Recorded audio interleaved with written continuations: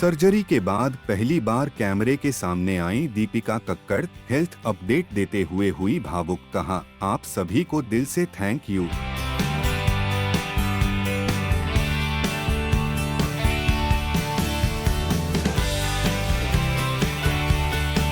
जी हां, टीवी की चहेती बहू दीपिका कक्कड़ 14 घंटे की लंबी और जटिल सर्जरी के बाद आखिरकार कैमरे के सामने नजर आईं।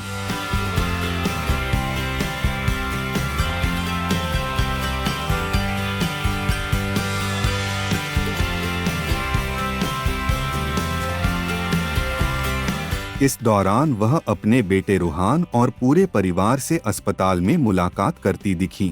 दीपिका ने भावुक होते हुए कहा, आप सभी ने जो दुआएं दी वो मेरे दिल तक पहुंची। दिल से धन्यवाद।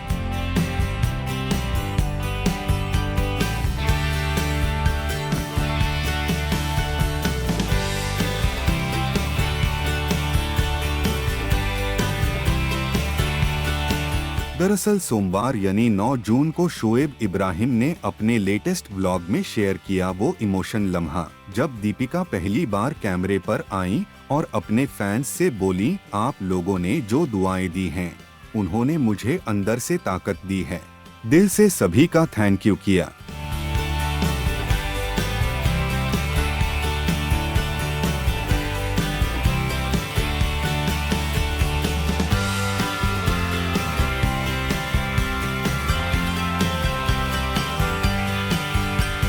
दीपिका ने व्लॉग बताया कि कैसे अस्पताल का स्टाफ, नर्सें, यहाँ तक कि अजनबी भी उन्हें देखकर यही कह रहे थे, मैम आप ठीक हो जाओगी। उनके लिए लोग ऐसे दुआ कर रहे थे जैसे वो उनके अपने हों।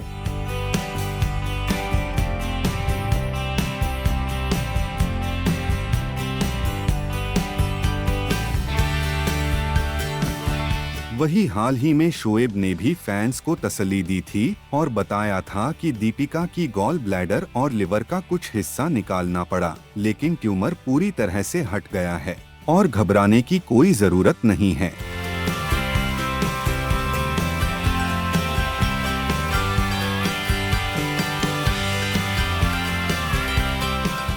अब अपने बेटे रुहान और पूरे परिवार के प्यार के साथ दीपिका अब रिकवरी की ओर हैं। और हम सब दुआ करते हैं कि वो जल्दी से पूरी तरह ठीक होकर फिर से अपने फैंस के बीच लौटें।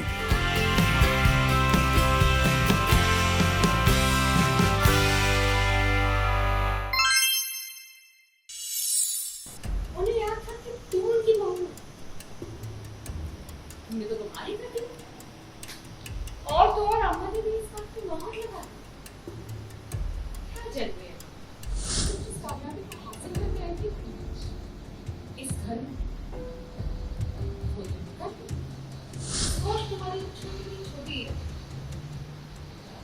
मैं एक जात की सामने तुम्हें मुझसे डरने की जरूरत नहीं है। मैं तुम्हारे इस बकवास पे यकीन नहीं। तुम जैसे लोग विश्वास तोड़ना जानते, करना नहीं।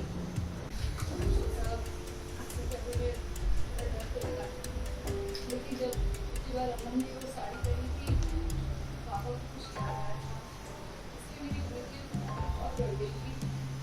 शायद अगर हम कोई कोशिश करें तो आपकी कोशिश में रिजल्ट आपके साथ। सुदेशी रेस्पॉन्ड कर एंड आई एम होपफुल कि वो ठीक।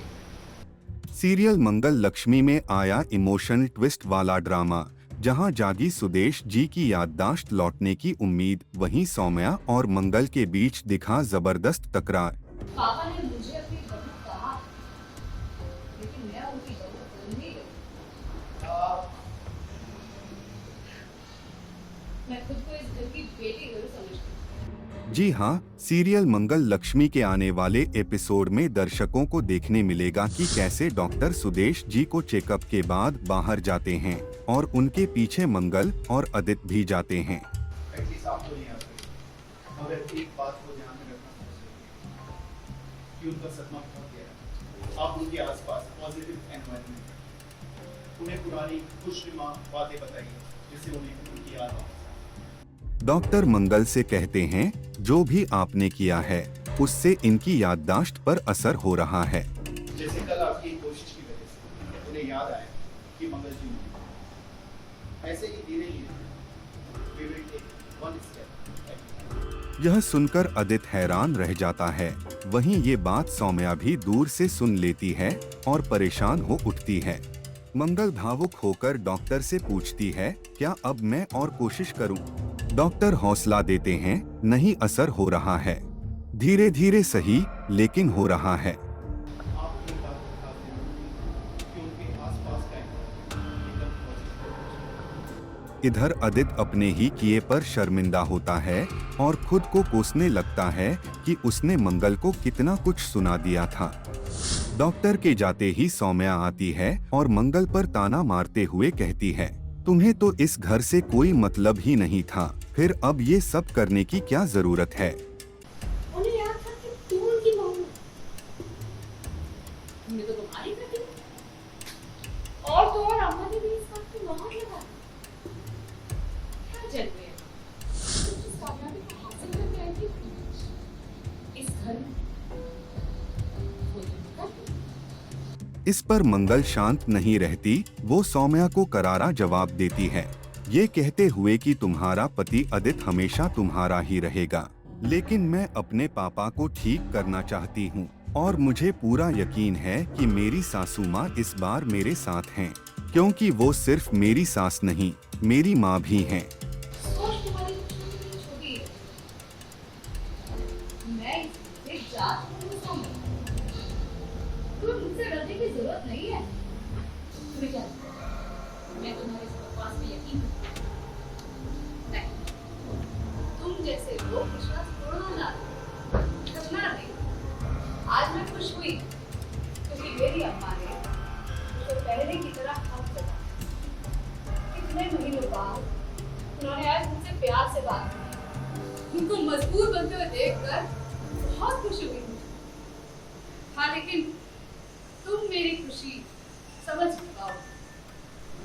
अब देखना ये दिलचस्प होगा कि इस इमोशनल मोड़ के बाद सीरियल मंगल लक्ष्मी की कहानी कौन सा नया मोड़ आता है।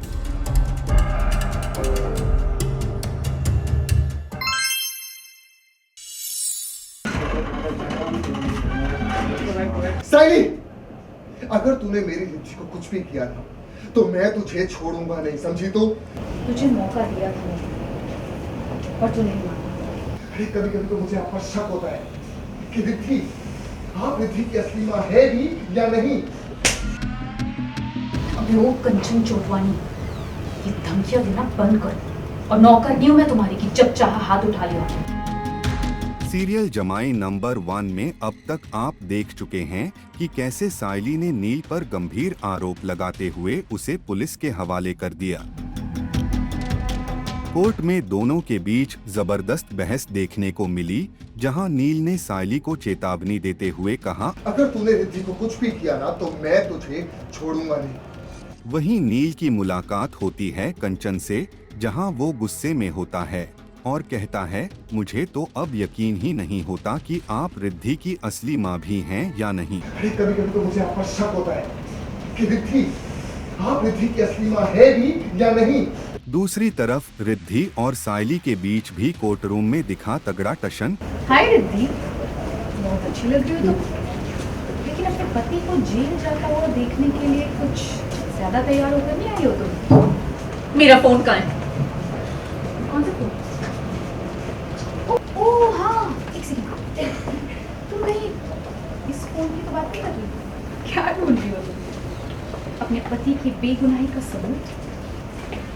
चला गया नहीं है इसमें। सस्पेंस और एक्शन के साथ कहानी में आता है बड़ा मोड़, जहां रिद्धि पर चलती है गोली, लेकिन मौके पर पहुंचकर नील अपनी जान पर खेलकर उसे बचा लेता है।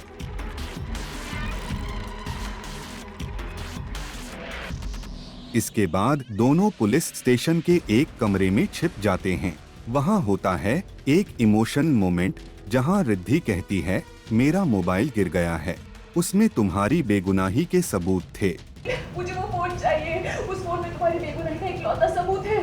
जब तुम साइली के होटल में गए थे तो उससे पहले तुमने मुझे एक वॉइस मैसेज भेजा था, वो उस फोन में है, उससे तुम्हारी मेल हो सकती है, तुम बच सकते हो, मुझे वो फोन चाहिए। लेकिन नील उसे बाहर नहीं जाने देता। तभी पुलिस वहां पहुंच जाती है और नील को पकड़कर ले जाती है।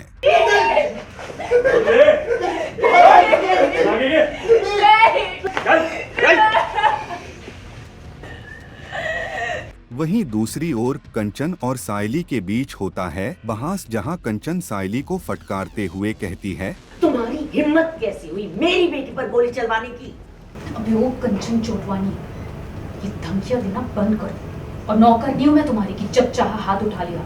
तो बस ज्यादा होशियारी दिखाई ना तो मैं ये गेम पलट दूंगी, समझी? एक बात याद रखना, इस खेल में ना हम दोनों बराबर के पार्टनर हैं। वही अब कहानी में आने वाला है बड़ा धमाका, जहां रिद्धि सच का पता लगाने सीधे पहुंचती है सायली के पास, लेकिन वहां उसे मिलते हैं वकील, सायली और कंचन एक साथ। लेकिन जैसे ही कंचन की नजर रिद्धि पर पड़ती है, वो तुरंत खुद को कमरे में छुपा लेती है। रिद्धि को होता है एहसास कि कमरे में कोई और भी मौजूद है। या फिर कहानी लेगी एक और खतरनाक मोड़, ये देखना दिलचस्प होगा।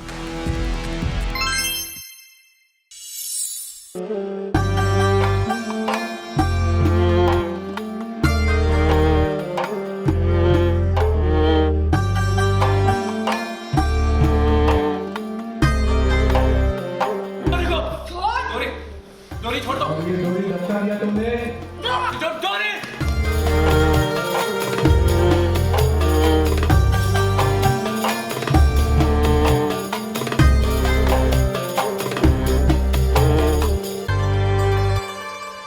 नमस्कार, आप सभी का स्वागत है और आज हमारे साथ हैं आप सभी की चहेती डोरी। मौका थोड़ा सैड है बट कोई नहीं, चूँकि आज डोरी का है लास्ट डे। प्रियांशी, कोई बात नहीं, आखिरी दिन है, फिर से नई शुरुआत होगी, राइट? ऑफ कोर्स नई शुरुआत तो अब मैं क्या ही कह सकती हूँ, लेकिन जब आप एक मतलब ऐसे शो कर रहे होते हो तो आपको बहुत अटैचमेंट हो जाती है उस सेट से, उस जगह से, वहाँ के लोगों से, पूरी टीम से। तो मुझे तो सबसे ख़ास तौर पर मैं डोरी के कैरेक्टर में बहुत ही ज़्यादा घुल गई थी। मुझे ऐसा डिफरेंस लगता ही नहीं था कि प्रियांशी कौन है, डोरी कौन है, क्योंकि मैंने इस पे बहुत काम किया था पूरे 6 महीने। मॉक शूट से लेकर जो फाइनल डेट थी शूटिंग स्टार्ट होने की, उसके बीच में आई गेस 6 मंथ्स का गैप था, बिकॉज जो मेल लीड था वो फाइनल नहीं हो रहा था। और उसके बीच में मैंने बहुत काम किया था अपने कैरेक्टर के ऊपर, मतलब साथ में मिलकर मैंने, रोहित सिंह ने। तो मतलब ये तो बहुत ही मतलब दुख हो रहा है, बहुत ज़्यादा दुख हो रहा है, क्योंकि मुझे ऐसा लगता है कि हम जितनी मेहनत कर सकते थे हमने उतनी मेहनत करी। But I would just say that कि भगवान ने कुछ अच्छा ही सोचा होगा। कहते हैं जहाँ से अंत होती नई शुरुआत होती है, बट हर बार यही बजा रहा था कि अब जाएगा, अब जाएगा, अब जाएगा। फाइनली ऐसा हो गया। कब आपको बताया गया कि ये लास्ट डे होगा एंड ऑल? ये एक्चुअली हमें पता चला आई गेस 2-3 वीक्स पहले, और हमें यकीन ही नहीं हो रहा था। हमें लग रहा था नहीं भाई अभी तो है, बहुत टाइम है, एक्सटेंशन मिल जाए, क्योंकि हमारा शो डिजिटल मीडिया पे बहुत ऐसे वर्क करता है और बहुत ऐसे मतलब हाँ रिस्पॉन्स बहुत अच्छा है। तो मुझे ऐसा मतलब किसी को भी ऐसा नहीं लगा था, अभी भी आज भी जब हम शूट करें तो हमें ऐसा नहीं लग रहा था कि आज हमारा लास्ट डे है।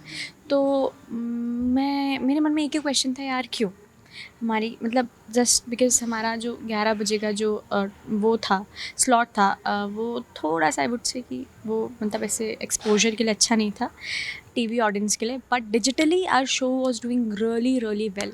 सो मुझे उस बात का बहुत दुख है कि अगर हम एक्सटेंशन मिलता तो मुझे ऐसा लगता एक्सटेंशन या फिर अ गुड स्लॉट जहाँ पर हम हमारे शो को ज़्यादा ऑडियंस मिल पाती, कैच कर पाती, एक्सपोजर मिलता, तो मुझे लगता है कि हमारा शो बहुत अच्छा कर सकता था।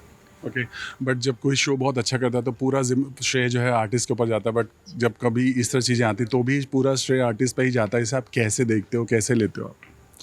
यार मैं तो अब इसमें क्या ही कह सकती हूँ, क्योंकि मुझे पर्सनली ऐसा लगा कि मुझे पता है कि हम लोगों ने साथ मिलकर कितनी मेहनत करी है, and not just the actors but the direction team, the production, हम सब ने मिलकर पूरी मेहनत करी है शो को बचाने के लिए, आगे चलाने के लिए। But unfortunately things didn't work well. But मैंने तो मतलब पॉजिटिव वे में ही लिया कि कुछ अच्छा सोच रखा होगा कान्हा ने।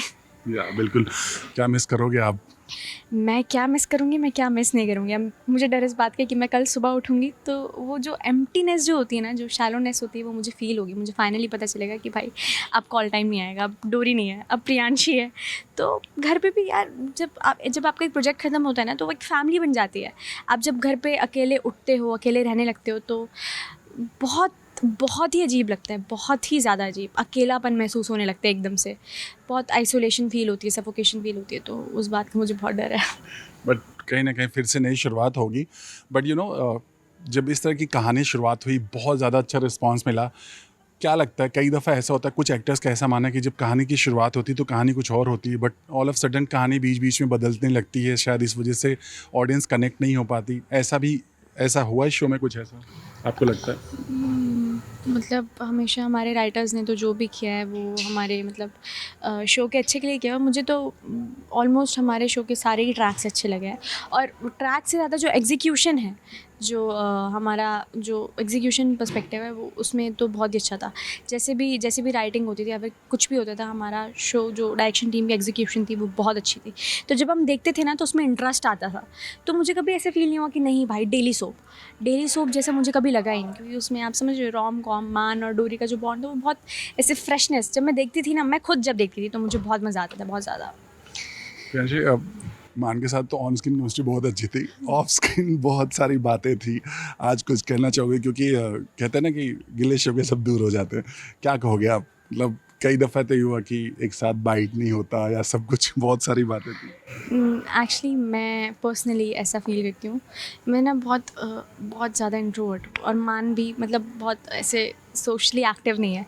तो हम लोग जब दो इंट्रोवर्ट साथ में मिलते हैं तो फिर आपको तो पता ही है, एक ब्लास्ट होता है। बट मैं कहूँगी कि मान एक बहुत अच्छा इंसान है। शान बहुत अच्छा इंसान है, और मुझे उनके साथ काम करने में बहुत मज़ा आया। उन्होंने हमेशा मुझे इनकरेज करा है, सपोर्ट करा है, और मैं कहूँगी वाइस वर्सा है, म्यूचुअल है।